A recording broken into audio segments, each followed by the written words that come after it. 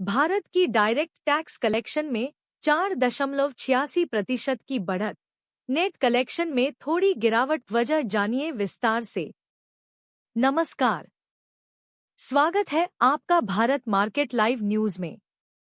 आज हम लेकर आए हैं शेयर बाजार की एक बहुत ही महत्वपूर्ण खबर। भारत सरकार के ताजा आंकड़ों के मुताबिक वित्त वर्ष 2025-26 में अब तक डायरेक्ट टैक्स कलेक्शन में 4.86% की बढ़त दर्ज की गई है। कुल संग्रह अब तक 5,45,000 करोड़ रुपए तक पहुंच चुका है। यह आंकड़ा पिछले साल की तुलना में अधिक है, जब इसी अवधि में यह करीब 5,19,000 करोड़ रुपए था। लेकिन जरा रुकिए, जहां सकल कलेक्शन यानी ग्रोस कलेक्शन बढ़ा है, वहीं नेट कलेक्शन में 1.29% की गिरावट देखी गई है। वजह है रिफंड का इजाफा।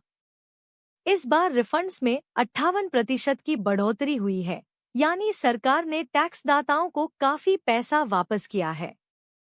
अब आप सोच रहे होंगे कि बढ़ी हुई इनकम के बावजूद नेट कलेक्शन कम क्यों हुआ? तो इसका सीधा सा जवाब है, सरकार ने लोगों को ज्यादा टैक्स रिफंड किया, शायद पुराने लंबित मामलों के संदर्भ में या नए ई फाइलिंग सिस्टम की वजह से। अगर आपको ये जानकारी पसंद आ रही हो तो कृपया हमारे चैनल को सब्सक्राइब करें और वीडियो को लाइक करें। आइए अब बात करते हैं एडवांस टैक्स की यानी अग्रिम कर की। इस साल जून 19 तक अग्रिम कर संग्रह 1,56,000 करोड़ रुपए रहा है, जो पिछले साल की तुलना में लगभग 3.87% ज्यादा है। इसमें सबसे खास बात ये रही कि कॉरपोरेट कंपनियों की ओर से अग्रिम कर भुगतान में 5.86% की वृद्धि हुई है। वहीं नॉन कॉरपोरेट टैक्स पेयर्स की तरफ से इसमें लगभग 2.68% की गिरावट देखी गई। अब ये भी समझना जरूरी है कि कॉरपोरेट टैक्स बढ़ा, लेकिन सिक्योरिटीज ट्रांजैक्शन टैक्स यानी एसटीटी में गिरावट आई है। इससे कुल कलेक्शन का बैलेंस थोड़ा कमजोर हुआ है।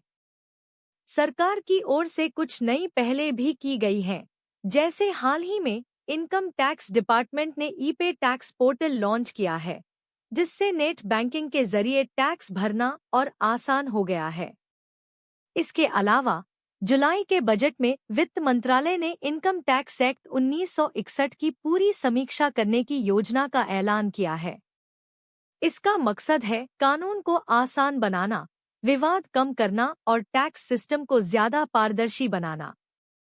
यही नहीं, मार्च में वित्त मंत्री निर्मला सीतारमण ने संसद में बताया था कि नया इनकम टैक्स बिल मानसून सत्र में पेश किया जाएगा। इसके तहत जिनकी सालाना इनकम 12 लाख रुपए तक है, उन्हें कोई टैक्स नहीं देना होगा।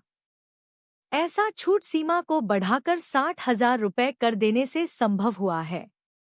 सरकार ने सभी हितधारकों से ये भी कहा है कि वो नए इनकम टैक्स बिल पर अपने सुझाव दें, ताकि नया कानून सभी के लिए स्पष्ट और फायदेमंद हो सके। अभी तक आप क्या सोचते हैं इस खबर के बारे में? आपका क्या कहना है इस पर?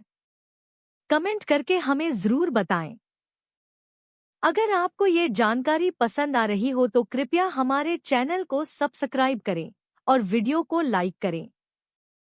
तो कुल मिलाकर कह सकते हैं कि सरकार टैक्स सुधारों की दिशा में तेजी से आगे बढ़ रही है और इसका असर आने वाले समय में टैक्स पेयर फ्रेंडली माहौल के रूप में दिखाई देगा।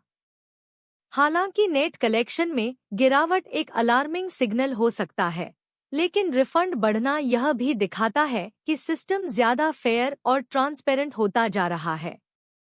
अगर आपको यह खबर उपयोगी लगी हो तो कृपया इस वीडियो को लाइक करें, चैनल को सब्सक्राइब करें और बाजार की ऐसी ही और बड़ी खबरों के लिए जुड़े रहिए। जल्दी ही मिलते हैं एक और बड़ी अपडेट के साथ। धन्यवाद।